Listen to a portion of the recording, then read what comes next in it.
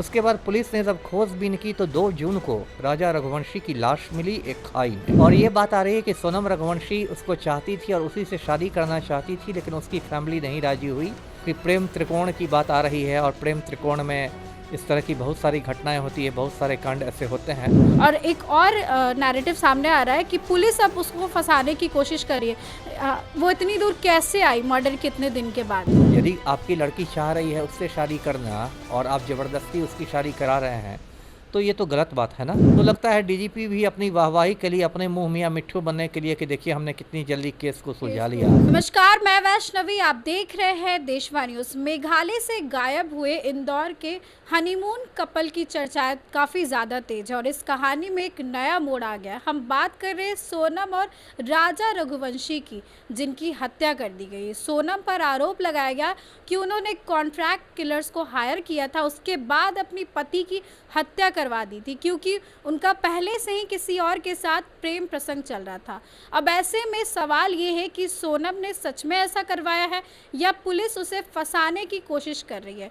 इस मुद्दे पर बातचीत करने के लिए हमारे साथ पूर्व आईपीएस अमिताभ दास जी हैं, जिनसे हम सवाल करेंगे। सबसे पहले तो सर आपका स्वागत है हमारे चैनल में। जी धन्यवाद, थैंक यू। देखिए, सोनम और राजा रघुवंशी की जो कहानी सामने आई और इस तरीके से अब ऐसा हो गया कि लड़की ने, बहुत सारे नैरेटिव सेट किए जा रहे हैं कि लड़की ने जानबूझ के इसको मरवा दिया, और एक और नैरेटिव सामने आ रहा है कि पुलिस अब उसको फंसाने की कोशिश कर रही है। वो इतनी दूर कैसे आई मर्डर के इतने दिन के बाद भी?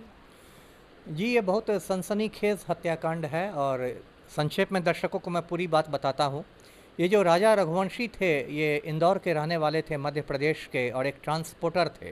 कहते हैं कि 100 से ज़्यादा इनके ट्रक चलते थे।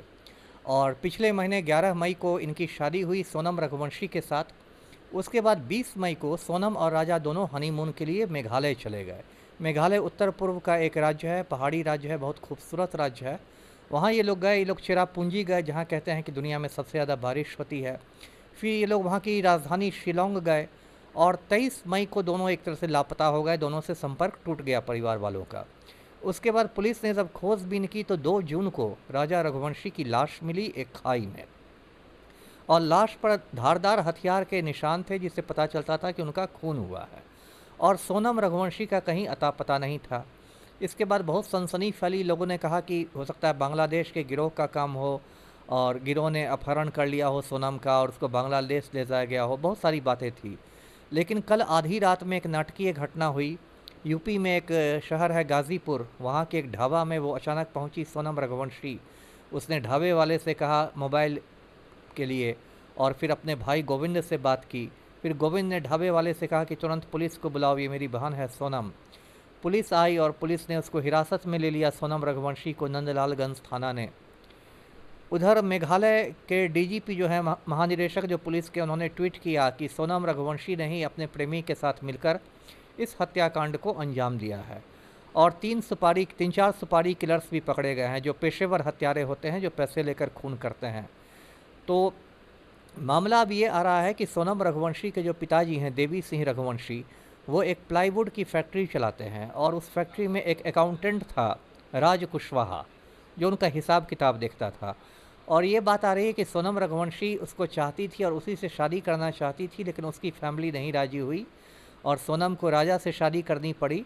और उसके बाद सोनम रघुवंशी और उसके प्रेमी ने, राज कुशवाहा ने मिलकर ये खूनी षड्यंत्र रचा और सोनम रघुवंशी अपने पति को शिलोंग ले गई, लेकिन साथ साथ पीछे पीछे सुपारी किलर्स गए और उन लोगों ने एक धारदार हथियार से, जो पेड़ काटने के काम आता है, उसका खून कर दिया राजा रघुवंशी का। और उसका सोनम ने अपनी शर्ट उतार के वहाँ रख दी पुलिस को कंफ्यूज करने के लिए, जिससे पुलिस समझे कि उसके साथ भी कोई हादसा हो गया है। और उसके बाद अब वो गाज़ीपुर से पकड़ी गई है, उसको मतलब शिलोंग पुलिस ले जा रही है। अभी तो थोड़ी देर पहले तक वो पटना में ही थी, फुलवाड़ी शरीफ थाने में। फिर हवाई मार्ग से गुवाहाटी जाएगी और वहाँ से फिर सड़क से शिलोंग जाएगी। तो अभी तक जो भी परिस्थितियाँ हुई है, उससे तो सोनम रघुवंशी का बहुत मतलब संदिग्ध लग रहा है आचरण, क्योंकि प्रेम त्रिकोण की बात आ रही है और प्रेम त्रिकोण में इस तरह की बहुत सारी घटनाएं होती है, बहुत सारे कांड ऐसे होते हैं। और सोनम रघुवंशी का कहना है कि वो खुद अपराध का शिकार हुई है, उसको अपराधियों ने पकड़ लिया था, नशे की दवा दे दी थी और फिर गाज़ीपुर में उन लोगों ने उसको छोड़ दिया। अब उसका अब तक बयान नहीं पुलिस ने कलम बंद किया है, वो सर दर्द का बहाना कर रही है कि हेडेक हो रहा है। तो देखिए एकदम पुख्ता तो सबूत नहीं है कि सोनम रघुवंशी ने ही कत्ल कराया है, लेकिन हाँ, शक की जो सुई होती है वो तो उसकी ओर है ही है। जी। और जब भी ऐसी घटनाएं सामने आती है तो बड़ा सवाल उठता है कि किस तरीके से शादी होती है। अगर लोग मर्जी नहीं है तो शादी क्यों करते हैं, और कर भी लेते हैं फिर ऐसी हत्याएं कर ये देते हैं। उस पर भी मैं बोलना चाहता था, सही कहा आपने। देखिए सोनम रघुवंशी की तो गलती है ही, इतना बड़ा उसने कांड का अंजाम दिया, हनीमून में अपने पति को मरवा दिया। यदि एक मिनट के लिए मान लिया जाए कि उसी ने हत्या करवाई, लेकिन उसके माता पिता की भी तो गलती है। यदि आपकी लड़की चाह रही है उससे शादी करना और आप ज़बरदस्ती उसकी शादी करा रहे हैं, तो ये तो गलत बात है ना। होता क्या है कि ज़्यादातर माता पिता बहुत मतलब पुराने विचारों के होते हैं, 21वीं सदी में रहते हैं लेकिन दिमाग रहता है 13वीं सदी का। तो वो अपनी मर्जी को लड़की पर थोपना चाहते हैं, जबकि शादी एक बहुत पर्सनल चीज़ है ना। लड़की को रहना है उसके साथ, इसे माता पिता को ज़्यादा टांग नहीं अड़ानी चाहिए। और इस तरह के कांड होते हैं, अब तो बहुत कॉमन हो गए इस तरह के कांड। और बहुत सारी में इसमें बहुत बुरी परिणति हो रही है शादियों की। जी। देखिए शादी शादी जैसे इंस्टीट्यूशन पर फिर सवाल भी उठने लगते बिल्कुल हैं। बिल्कुल। और उसके बाद एक ये भी है कि पुलिस का भी एंगल है कि कहीं पुलिस खुद को बचाने के लिए सोनम को फंसा रही नहीं नहीं, ऐसा होता है, ऐसा होता है। मैं तो अभी भी मानता हूँ कि डीजीपी ने जो ट्वीट करने में थोड़ी जल्दबाजी कर दी, है। जल्दबाजी कर दी। उनको इतनी जल्दी, जब आपने सोनम रघुवंशी का बयान भी नहीं लिया है, जब भी वो गाजीपुर में ही है, आपने उसका पक्ष भी नहीं सुना है, तो जो प्राकृतिक न्याय होता है, नेचुरल जस्टिस, उसका तो एक बुनियादी नियम होता है कि आप दूसरे का भी पक्ष सुन लें। तो लगता है डीजीपी भी अपनी वाहवाही के लिए, अपने मुंह मियाँ मिट्ठू बनने के लिए कि देखिए हमने कितनी जल्दी केस को सुलझा लिया, तो ऐसा पुलिस करती है। ये बात मतलब पुलिस का ये ऑल इंडिया पैटर्न है कि बहुत बार पुलिस इस तरह का करके किसी को फंसा के या ये करके मतलब अपनी वाहवाही के लिए। वाहवाही के चक्कर में इस तरह के काम होते हैं। इसलिए मैंने कहा कि जब तक पूरी तरह पुख्ता नहीं होता है सबूत, तब तक हम लोग को सोनम रघुवंशी को भी हत्यारा मानना ठीक नहीं होगा। जी। अब इस तरह की जब घटनाएं सामने आ रही हैं लगातार, बहुत सारे सवाल खड़े हो रहे हैं। अब लोग अलग अलग तरीके के बात बोल रहे हैं, शादी जैसे इंस्टीट्यूशन पर भी सवाल उठ रहे हैं। अब इन सब चीज़ों को लेकर क्या बोलेंगे? बहुत सारी आपराधिक घटनाएं आ रही हैं। नहीं, सही कहा। अभी तो कुछ महीने में ऐसी कई सनसनीखेज घटनाएं देश में हुई हैं। जैसे अतुल सुभाष नाम का एक के हाँ। इंजीनियर थे, बिहार के ही रहने वाले थे, उन्होंने बेंगलोर में सुसाइड कर लिया। एक पूरा वीडियो बना के सुसाइड किया और कहा कि उनकी पत्नी रितिका सिंघानिया ने उनको बहुत तंग कर दिया था, उन पर 9 झूठे मुकदमे लाद दिए थे। और उसके बाद उन्होंने यहाँ तक लिखा कि मेरी अस्थियों को मतलब अदालत के पास के नाला में बहा दीजिए। ये सब कह के उन्होंने आत्महत्या की। उसके बाद एक दूसरा मामला मुस्कान रस्तोगी वाला हुआ था। मुस्कान रस्तोगी ने अपने प्रेमी के साथ मिलकर अपने पति की हत्या कर दी और एक नीले रंग के ड्रम में उसकी लाश को रख के सीमेंट उसमें डाल दिया।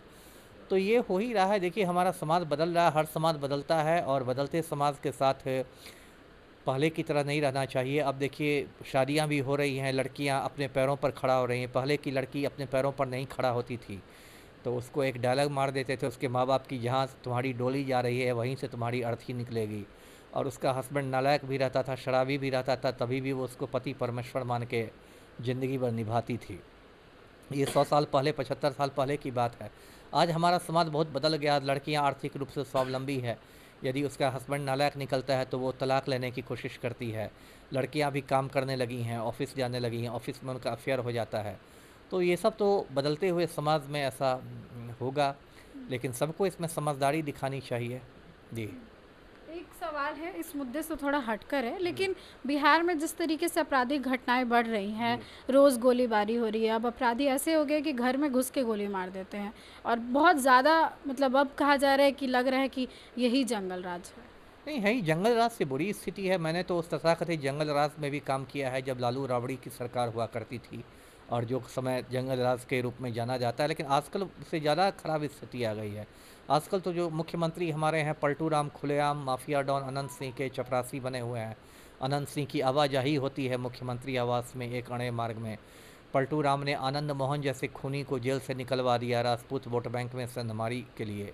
अभी बात हो रही है, चर्चा है कि राजवल्लभ यादव जो उम्र कैद काट रहा है रेप केस में, वो पेरोल पर बाहर आने वाला है। तो जब प्रदेश का मुख्यमंत्री ही माफिया के गिरोह में शामिल हो जाएगा तो आप सोचिए क्या रहेगी। अभी देखिए पीएमसीएच की एक रिटायर्ड नर्स और उसकी बेटी का खून हो गया, उसका हस्बैंड, हाँ सॉरी एनएमसीएच का, उसका हस्बैंड घायल है। इस तरह की घटनाएं मतलब रोज़मर्रा की हो गई, वो भी राजधानी में।